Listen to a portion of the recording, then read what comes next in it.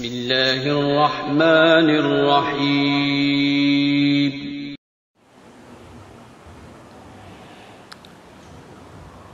Baiklah. Assalamualaikum warahmatullahi wabarakatuh.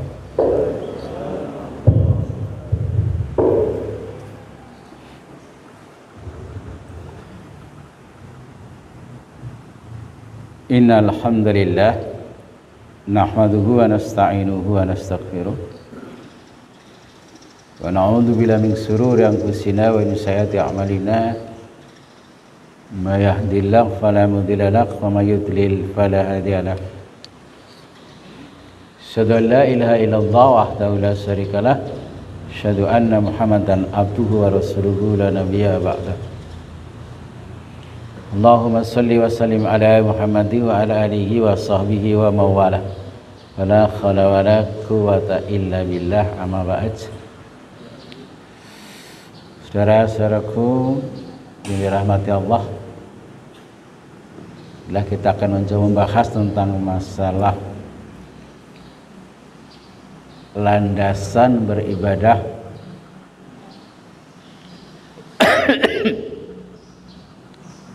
agar kita bisa mencapai tingkat takwa.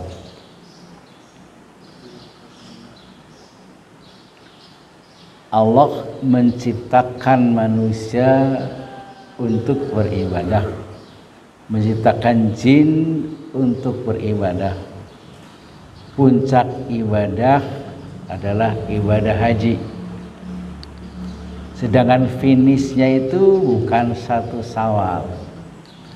Finish ibadah itu adalah ketika kita sudah kembali kepada Allah atau kita sampai tingkat ajal.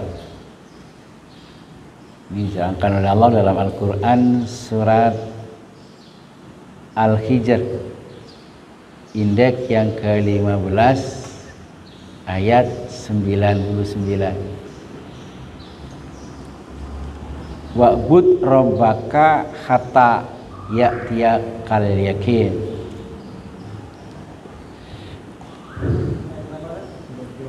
Surat Al-Hijr indeks 15 ayat terakhir. Iya. Maka bertasbihlah. Benar. Maka sembahlah terus. Benar itu. Coba. Dan sembahlah Tuhanmu sampai yakin ajal datang kepadamu. Iya. Artinya beribadahlah kepada Allah sampai yakin sampai ajal kita tiba. Jadi batas ibadah itu artinya mati. Kemudian Allah menciptakan manusia untuk ibadah. Tujuan ibadah untuk apa? Agar kita menjadi orang yang bertakwa.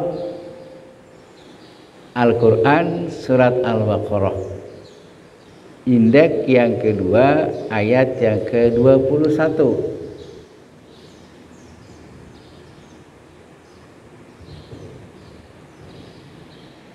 Wahai manusia, sembahlah Tuhanmu yang telah menciptakan kamu dan orang-orang yang sebelum kamu, agar kamu bertakwa. Iya. Ya manusia, hendaklah kalian beribadah menyembah hanya kepada Allah yang telah menciptakan kalian dan menciptakan manusia sebelum kalian agar kalian menjadi takwa. Timbul pertanyaan, kita kan sudah beribadah dari dulu.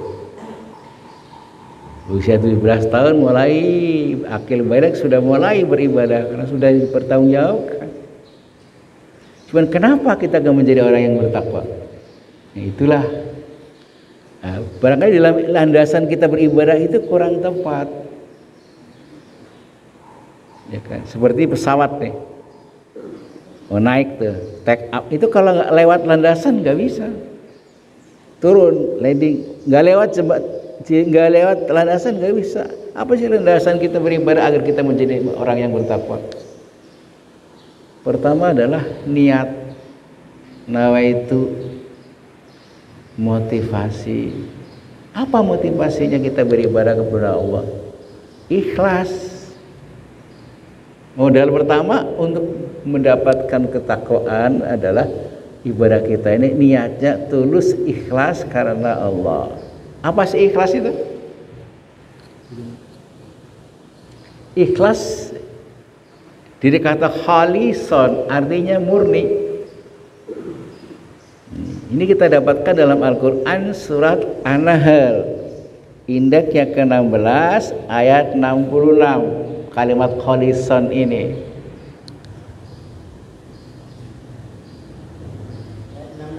Iya, ayat 66 surat An-Nahl. Dan sungguh pada hewan ternak itu benar-benar terdapat pelajaran bagi kamu. Kami memberimu minum dari apa yang ada dalam perutnya berupa susu murni antara kotoran dan darah yang mudah ditelan bagi orang yang meminumnya. Iya, jadi wa inna lakum fil an'am la ibrah. Sungguh untuk kalian dalam satu tubuh binatang itu ada la ibrah, benar-benar satu pelajaran ibarat buat kita. Nuskikum mimma min butuni, di dalam perutnya itu ada apa? Bain parsi wadami labanan khalisan.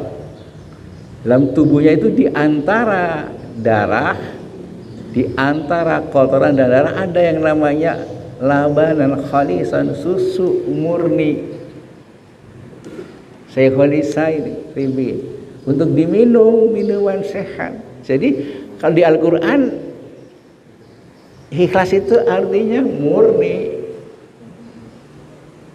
memurnikan niat kita semata-mata karena hanya ingin pengakuan Allah, dipersembahkan hanya Allah, diperuntukkan ibadah kita hanya kepada Allah. Al-Quran surat Al-An'am indeks yang ke-6 ayat 162.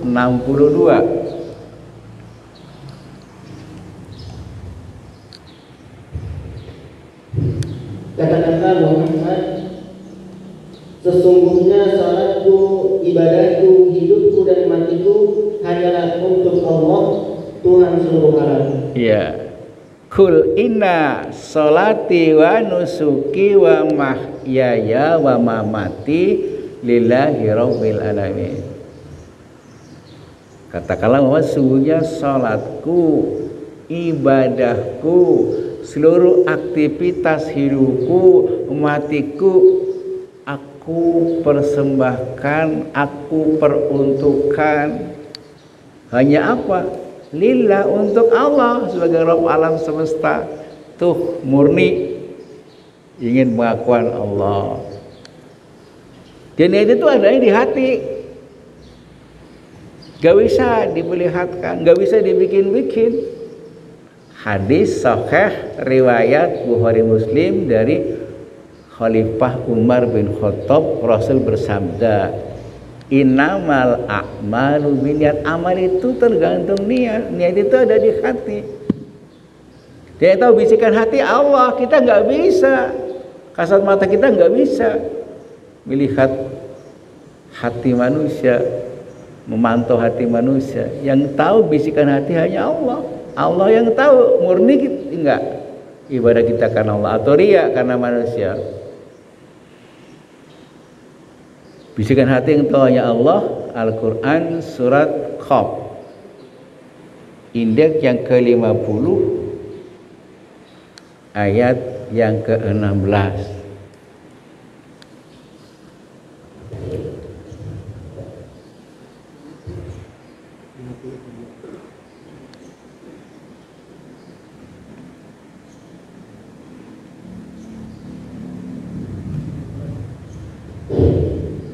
Dan sungguh kami telah menciptakan manusia dan mengetahui apa yang dibisikkan oleh hatinya, dan kami lebih dekat kepadanya daripada urat lehernya. Iya. Walaqad khalaqnal insana wa na'lamu ma tuwaswisu bihi nafsuhu wa nahnu aqrabu ilaihi min hablil warid. Dan sungguh kami telah menciptakan manusia, kata Allah. Dan kami tahu, kata Allah, bisikan di dalam hatinya. Kenapa? Allah itu dekat. Seakan-akan dekatnya antara manusia dengan urat lehernya. Jadi gerak hati itu dipantau sama Allah. Maka niat itu dipantau oleh Allah. Ikhlas apa enggak?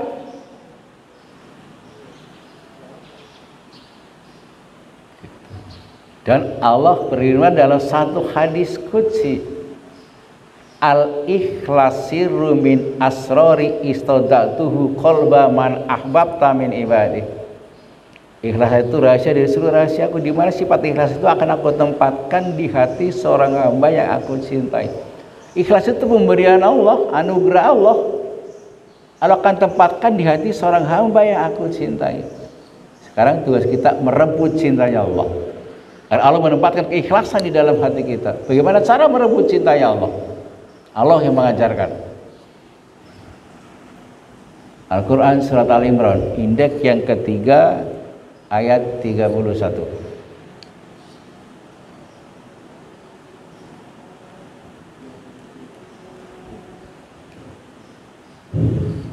Sesungguhnya orang-orang yang mengingkari ayat-ayat Allah. Surat 3 ayat 31. Al-Imran ayat 31. Katakanlah Muhammad, jika kamu mencintai Allah, ikutilah aku. Niscaya Allah mencintaimu dan mengampuni dosa-dosamu. Allah Maha Pengampun, Maha Penyayang. Ya. Kul in kuntum tuhibbunallaha fattabi'uni yuhibbukumullah wa yaghfir lakum dzunubakum wallahu ghafurur rahim. Katakan Muhammad, jika ia mencintai Allah, jika kamu mencintai Allah, fattabi'uni, ikuti Rasul. Allah akan melimpahkan cintanya kepadamu, mengampuni dosa-dosamu. Allah itu Ghafurur Rahim. Jadi agar kita mendapat cintanya Allah, merebut cintanya Allah dengan apa? Dengan cara menghidupkan sunnah Rasul, ittiba kepada Rasul.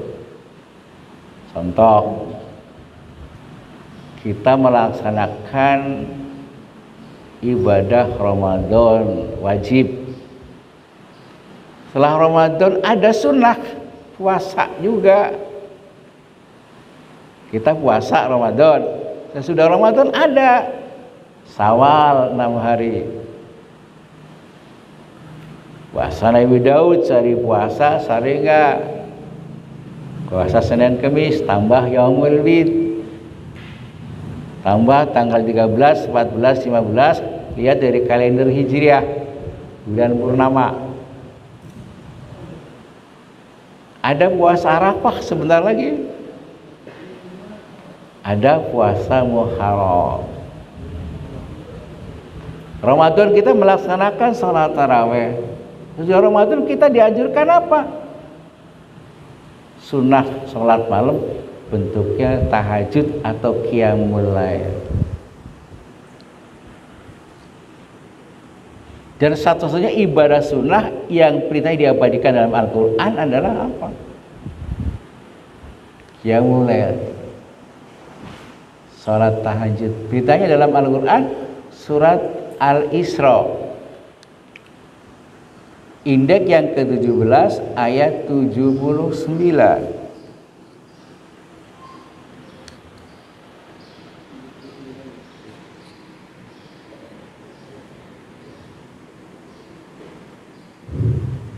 Dan pada sebagian malam lakukanlah sholat tahajud sebagian suatu ibadah tambahan bagimu. Mudah-mudahan Tuhanmu mengangkatmu ke tempat yang terpuji. Iya. Wa minal laili fatahajjad bihi nafilatan lak asa ayyab'asaka rabbuka maqamah mahmuda.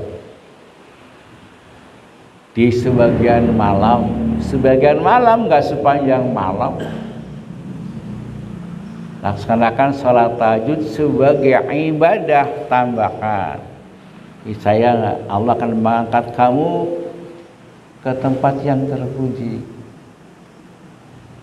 Jadi generasi sahabat tabi'in itu mereka salat tahajud itu seakan-akan wajib, maka diangkat oleh Allah ke tempat yang terpuji.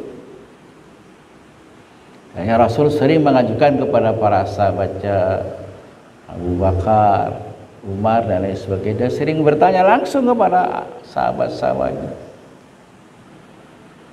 Bertanya kepada Abu Bakar, kapan laksanakan sholat tahajud? Abu Bakar menjawab, aku laksanakan sebelum tidur. Engkau orang yang berhati-hati. Umar ditanya, Umar, kapan kau laksanakan sholat tahajud?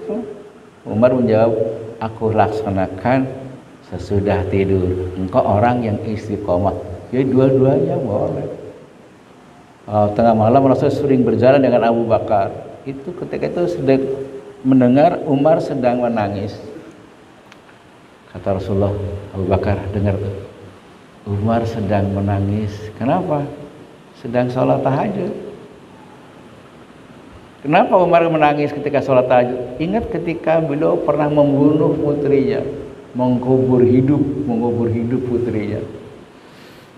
Dulu kan zaman jahiliyah kalau orang punya anak perempuan malu, kehinaan. Maka ketika anaknya sudah mulai dewasa, ya kan, sudah mulai lagi lucu, diajak ke padang pasir. Umar menggali pasir. Ketika keringatnya keluar basah, dilap sama anaknya. Sudah dalam, anaknya dimasukin tuh ke dalam lubang di tengah padang pasir. Umar tenaganya kuat, diinjek tuh anaknya, truk aja, diuruk pakai pasir, truk, panggil tuh, ayah, tumbuk lagi, ayah, makin lama anak makin hilang tuh namanya, ayah, tep aja, udah uruk pasir. Umar kalau lagi sholat tahajud ingat ketika menghubur anaknya hidup-hidup, manggil ayah, ayah, ayah. Ketika kita melihat di televisi, viral di media, anak-anak yang tidak berdosa di Palestina jatuh rudal, kepalanya hilang, otaknya berhamburan, bayinya nggak berbentuk manusia lagi, ibunya nangis, bapaknya nangis. Itu semua akan tersentuh, yang merasa punya anak akan tersentuh. Apalagi anaknya berangkat sehat, jalan sehat, atau ditimpa pakai bom, pakai rudal. Allah ya Allah. Itulah watak Yahudi, watak Israel itu sampai diabadikan dalam Al-Quran. Israel itu kerjanya membantai manusia, kerjanya merusak di muka bumi, dan tidak pernah merasa puas ketika membantai manusia.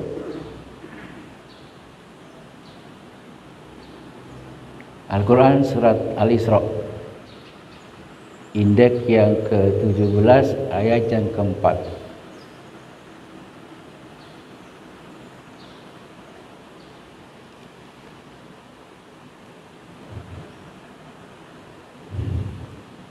Dan kami tetapkan terhadap Bani Israel dalam kitab itu. Surat, ya benar itu. Iya, 17 ayat 4, benar. Dan kami tetapkan terhadap Bani Israel dalam kitab itu, kamu pasti akan berbuat kerusakan di bumi ini 2 kali, dan pasti kamu akan menumpukkan diri dengan kesombongan yang besar. Ya. Wa qadaina ila bani Israil la subsiduna fil armarataini wa ya'luna uluwan kabir. Wan kabir katanya. Telah ditulis di dalam kitab suci Taurat, Injil, Quran, buku Israel itu kerjanya la tufsiduna fil armarataini, merusak di muka bumi dan tidak pernah puas. Ketika terjadi kerusakan, wala ya'luna uluwan kabir, dia merasa tinggi derajatnya dan muncul kesombongan di dalam diri. Itulah watak Bani Israel, diabadikan dalam Al-Quran. Kalau kita ribut sama istri, nyesel, ribut sama anak, nyesel, Tapi kalau Israel membantai orang itu nggak pernah nyesel. Kenapa? Dalam kitab Talmud saya pernah baca, selain daripada bangsa Yahudi, Israel itu disebut al-goyim, binatang, boleh diapakan, udah salah.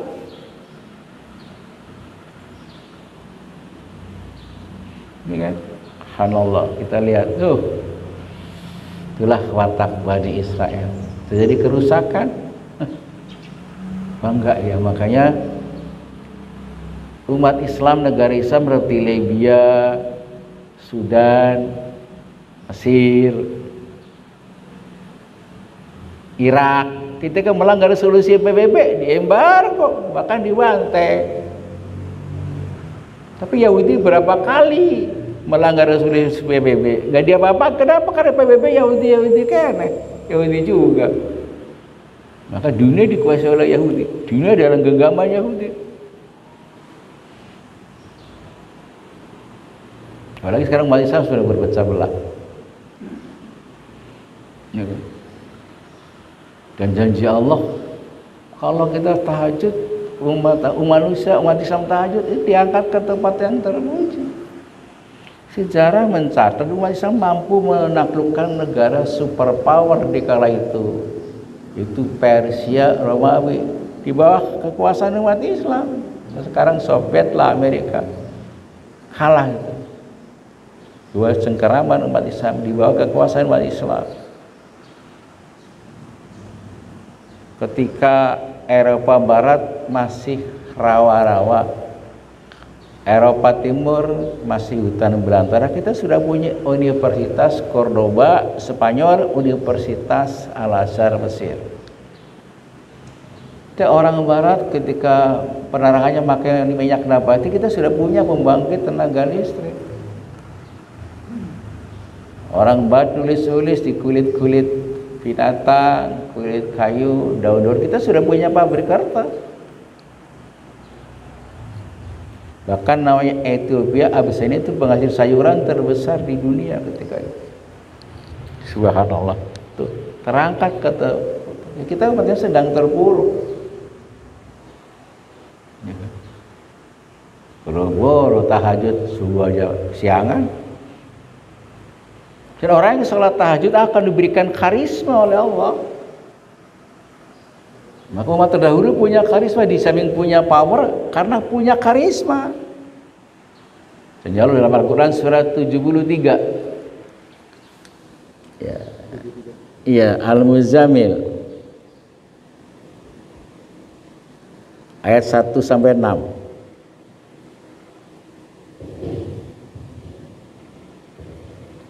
Wahai orang yang berselimut Muhammad, bangunlah untuk salat pada malam hari kecuali sebagian kecil, yaitu separuhnya atau kurang sedikit dari itu, atau lebih dari seperempat itu, dan bacalah Al-Quran itu dengan perlahan-lahan. Sesungguhnya kami akan menurunkan perkataan yang berat kepadamu. Terus 6-nya. Sungguh bangun malam itu lebih kuat mengisi jiwa, dan bacaan di waktu itu lebih berkesan. Ya ayyuhal muzammil, orang yang berselimut, kumila qaulila, berdiri melakukan salat qiyamul lail, sedikit kok waktunya. Nisbahu awingkus minhu qalila, nisbahu, nisfu itu separuh malam atau sepertiga malam, kurangi lagi sedikit. Untuk menunggu salat subuh, maka kata Allah dianjurkan arid alaihi waridul Qur'ana tartila. Nah, kalian baca Quran tartil sambil menunggu subuh. Istighfar.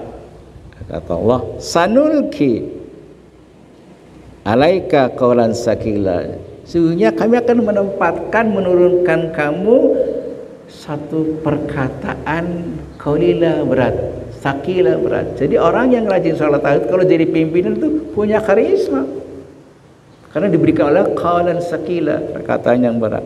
Dan sholat tahajud itu apa? Bisa membuat jiwa itu jadi kuat, teguh, pendiriannya istiqomah. Gak usah cerita jauh-jauh di Indonesia. Sebelum kita menjadi NKRI itu kan kita ada sekitar 200 kerajaan. Dimulai Raja Jawa, Hamengkubuwono sampai Raja Empat. Papua. Ini dengan karisma Pak Nasir disatukan itu menjadi Indonesia. Maka jasa ulama yang menyatukan Indonesia Pak Nasir. Jadi NKRI itu siapa? Pak Nasir itu. Orang Islam. Kenapa dia punya kawalan sakilah, perkajian berat, punya karisma?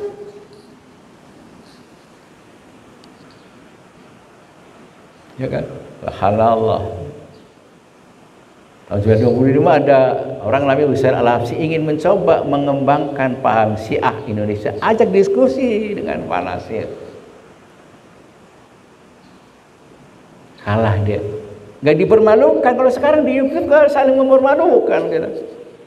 Ini bid'ah, ini syirik, ini sesat. Udah habis kita sama-sama Islam. Dulu enggak, supaya enggak dipermalukan, ayo tertutup diskusi. Pergi ke Malaysia, dulu namanya Malaya.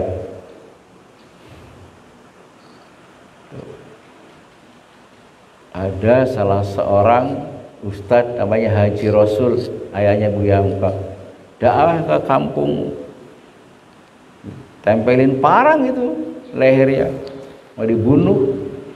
Tengah jalan sepi, pegang, ada apa nak? Jatuh gitu parangnya. Bahkan karena sakti, karena punya karisma. Ada seorang dari Pakistan namanya Muhammad Ali ingin mengembangkan paham Ahmadiyah, ajak diskusi dengan Pak Nasir, kalah, pulang ke Pakistan. Ketika merumuskan Pancasila, itu debat juga antara tiga ulama. Pertama Kiai Haji Wahid Hasyim dari Nahdlatul Ulama, yang kedua Kahar Musakir dari Muhammadiyah, yang ketiga Haji Agus Salim dari Serikat Islam. Debat dengan siapa? Intelektual, Bung Karno, Bung Hatta, Bung Yamin. Kalah semuanya. Tadi ada kebutuhan wayasakan di tempat yang kelima. Berkat jasa ulama itulah Wayasa di tempat pertama. Karena ulama terdahulu punya karisma. Nah, sekarang enggak, beda, ikhlas. Tuh Pak Nasir Perdana Menteri bayar telepon antri. Ya Gus Salim Menteri Luar Negeri memahami 10 bahasa tuh, mau ngasih 10 bahasa, itu setiap ditanya rusak dibetulin sendiri. Sampai tetangganya nggak tega, dibantuin sama tetangganya. Tuh ikhlas, punya karisma tapi ikhlas.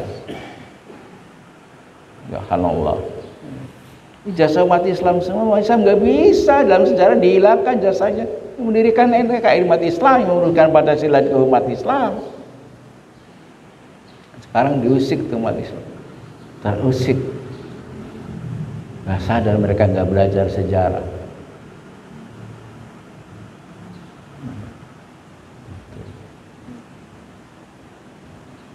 Dan kalau kita ada satu masalah rumah tangga, masalah anak, masalah istri, masalah kantor, nggak ada solusi. Tahajud, janji Allah berikan satu solusi, nanti terbuka itu. Al-Quran surat Sajadah indeks ke-32 ayat 16.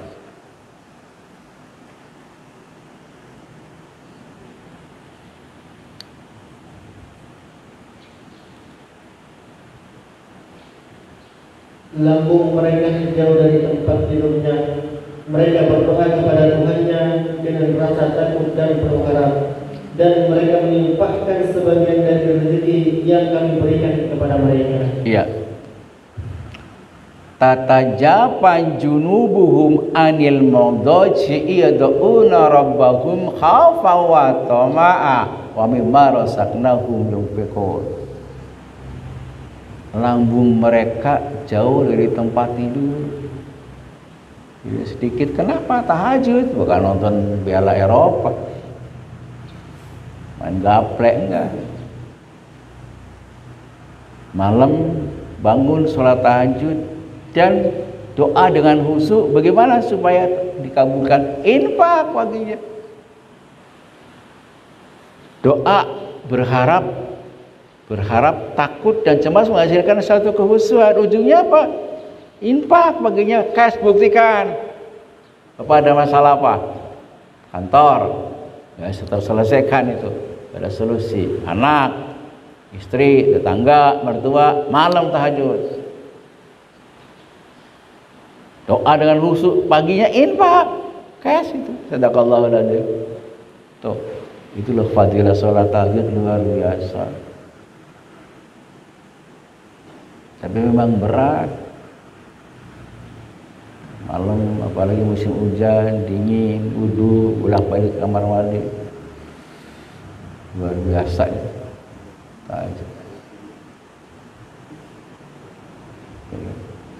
Apalagi cara untuk merebut cintanya Allah. Kita berjuang berdakwah di jalan Allah dengan merapatkan barisan. Gak boleh berpecah belah di antara kita. Al-Quran surat Sof indeks 61 ayat 4.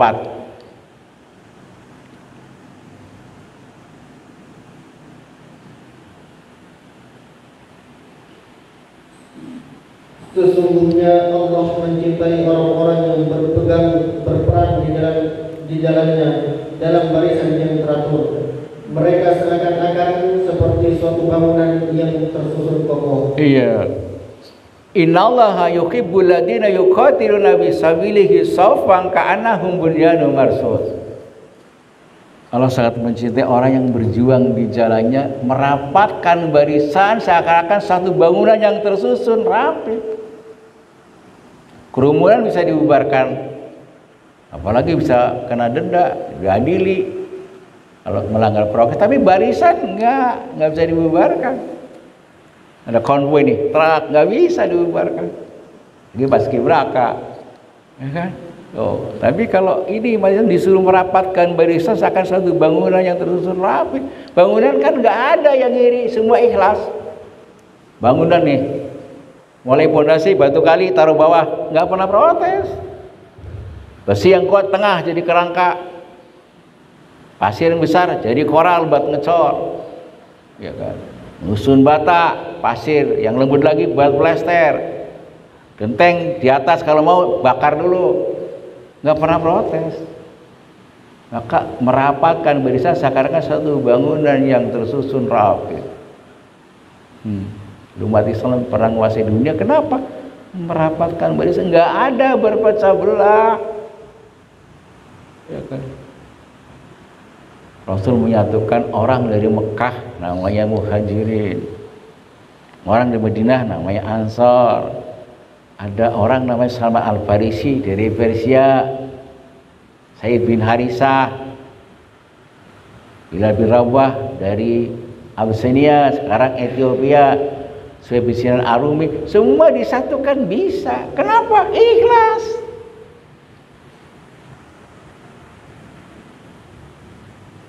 Jadi partai itu sekedar apa? Sekedar wadah. Fanatismenya kepada Islam, bukan kepada partainya. Kalau kita gak punya wadah, gak punya organisasi, hancur kita.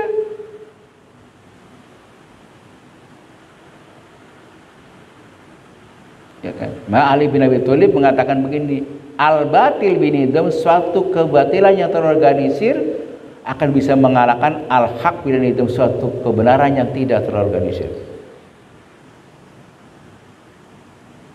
1901 berdiri satu organisasi namanya Jamaatul Khair. Sampai sekarang masih ada. 1905 berdiri Serikat Dagang Islam Kiai Haji Saman Budi. Ya kan? Kemudian dilebur jadi Serikat Islam oleh Gosok Karaminoto, masih ada. 12 muncul Muhammadiyah, sampai sekarang masih ada. 1926 muncul Nahdlatul Ulama, masih ada sekarang, dan mereka disatukan melalui Jong Islamik, melalui Masumi, bisa mereka. Ini kenapa? Ada orang yang punya karisma dan ikhlas, mereka itu berjuang karena semata-mata Allah, karena Allah. Ya kan sekarang bisa dibubarkan. Kenapa? Audisinya nggak mengakar. HTI bubar, EPI bubar, Majelis Mujahidin bubar, nggak mengakar. Para tokoh yang punya karisma. Ini pelajaran buat kita nih sejarah. Subhanallah. Rasul pernah mengingatkan kepada kita, nanti umat Islam itu laksana hidangan di piring, dengan jari, dengan sendok, garpu, bisa diacak-acak. Bahkan di umat Islam itu laksana buih di lautan, dihempaskan ombak ke sana ke sini, nggak punya kekuatan. Sahabat bertanya, Rasul, apakah umat Islam jumlahnya sedikit? Ya, banyak jumlahnya. Mereka terkena penyakit wahan. Rasul bertanya, sahabat bertanya, apa itu wahan, Rasul? Hubbu dunya wa karahiyatul maut. Cinta kepada dunia, takut mati. Iya kan? Jadi cinta kepada dunia, takut mati. Padahal namanya dunia, walaupun kita miliki, belum tentu bisa menikmati. Kita punya uang rekening di bank, katakanlah 1 triliun, 1000 miliar. Kita kan cuma tulisannya aja rekening, nggak ngelihat. Taruh di rumah takut dirampok.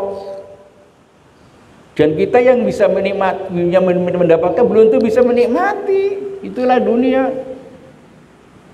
Orang paling terkaya di dunia di Amerika Serikat namanya Howard Schultz, terkaya di dunia, meninggal diperiksa dokter, penyakitnya apa? Kekurangan gizi. Saking kayanya, nggak sempat makan, nggak sempat tidur. Ada keluarga cendana dulu terkenal banget, punya pabrik semen, punya Gladon Turi, punya Bang Bira. Itu masnya kalau turun di rumah itu pakai forklift, mas batangan. Kalau kita paling pakai gram. Itu kalau ada acara keluarga, acara kantor, itu megangin air kemasan lagi. Takut ketuker, ini pegangin aja. Lihat orang minum teh manis, keluar air mata. Pak, silakan. Maaf, saya nggak boleh minum air teh manis. Karena saya disuruh beri pabrik gula, suruh Indonesia, saya beli hari ini cash. Buat apa saya nggak boleh minum teh manis? Nah, akhirnya makanya buah-buahan itu pun jadi periksa sama dokter. Nggak boleh sayuran banyak dikit, asam urat naik. Ada lemak dikit, kolesterol naik. Manis dikit, gula naik. Garam, asin dikit, tensi naik. Kalau kita kan enggak, makan di warteg pakai mendoan, bisa diangkat kakinya sebelah. Ya kan, nikmat itu. Coba. Allah itu. Jarang itu. Kayak kelelawar itu, makanya buah-buahan itu tuh. Belum tentu dunia itu. Makanya ada satu tokoh Islam namanya Ibnu Khaldun. Di dalam bukunya judulnya Muqaddimah, dia menyatakan begini. Aku robek agamaku untuk menambal duniaku. Sementara agamaku robek, duniaku enggak tertambal juga. Ada kata-kata mutiara ditambah lagi. Aku lemparkan kail, aku tebarkan jala, aku tarik sekuat tenaga. Apa yang aku dapatkan? Matahari di waktu senja. Ujungnya apa? Tua. Belum tentu kita bisa menikmati, jual keyakinan, pindah keyakinan, menjual ini, menjual agama semata-mata dunia. Enggak, belum tentu bisa kita nikmati. Ujungnya tua. Saya merasakan nih, kaki sudah mulai kebas. Baru 64, hampir 65. Tuh. Kenapa? Al-Quran surat Yasin. Indeks yang ke-36 ayat 68. sering baca sama kita. Dan barang siapa kami panjangkan umurnya, niscaya kami kembalikan dia kepada awal kejadiannya. Maka mengapa mereka tidak mengikuti? Wa manu amir hulunakis fil khalq afala yaqilun. Barang siapa kami panjangan usianya, kembalikan awal kejadiannya. Lemah lagi, bayi lagi kita. Bapak saya usia 92 tahun, belum lama meninggal. Itu matanya masih awas, melihat semut merah kecil tahu, pendengaran masih bagus, ya kan, udah. Tapi apa, kakinya makin lama makin kecil, kayak kursi roda. Teman bapak saya yang masih sehat, main olahraga bareng dulu, ya kan? Sehat, matanya sehat, tapi budeknya subhanallah kalau nggak dipukul nggak nengok itu banget.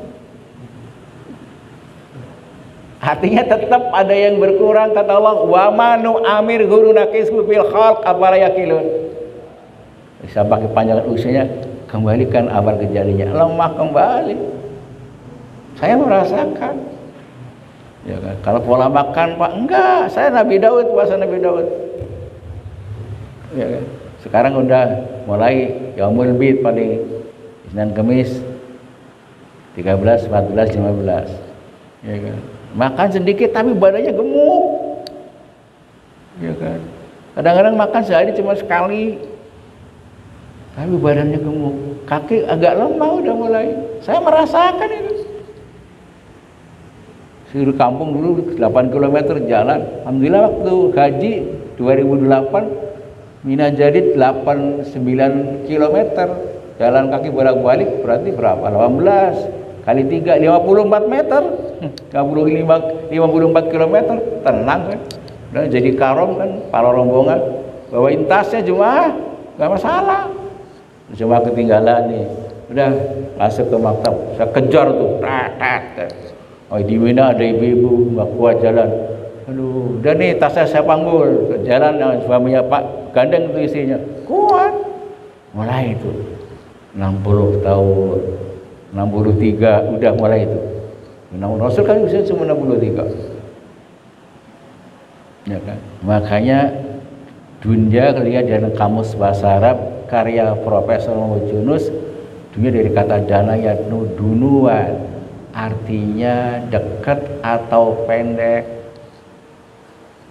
Lidah itu kan pendek ya. Kalau kita makan mie sama makan kabel sampai di lidah, ya tenggorokan nggak berasa lagi mie sama kabel, balik sampai ke perut, ya kan? Bedanya di mulut aja, di tenggorokan mie sama kabel. Tuh, itulah yang kita, itu kalau sehat, kalau sakit semuanya terasa pahit. Itulah dunia, ya kan? Maka umat Islam jumlahnya banyak, 2 miliar. Gak bisa mengalahkan Yahudi yang jangan puluhan juta. Berperang untuk negaranya, untuk bangsanya, bukan untuk Islamnya. Indonesia penduduknya 270 juta. Yang Islam katakanlah 200 juta. 70 bagi tuh, Kristen, Katolik, Protestan, ya kan? Hindu, Buddha, Konghucu, Kejawen. Tapi nggak bisa. Bahkan ada satu organisasi namanya PGI, Persekutuan Gereja Indonesia, itu mengusulkan kepada Menteri Agama agar apa?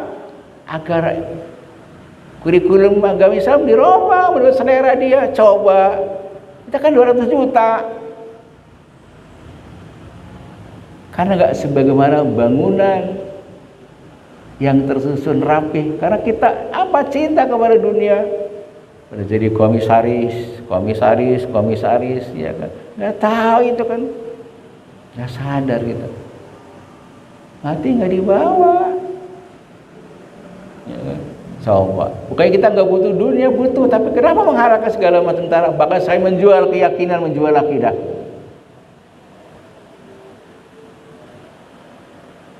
Ini peringatan buat kita, anak kita, anak cucu kita. Kita jangan mikirin kita sendiri. Dulu Islam berkuasa di Spanyol selama berapa? 800 tahun gitu. Hancur tuh di Spanyol. Saya Masjid Cordoba dijadikan gereja katedral. Dan itu Islamnya nggak main-main, ya kan intelektual itu kan ada Universitas Cordoba di sana. Hancur.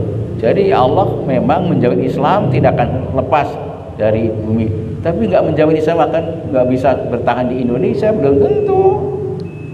Kalau kita nggak berjuang untuk Islam di kalimatillah, kita merapatkan barisan seakan-akan suatu bangunan yang tersusun rapi, ikhlas semata-mata karena Allah.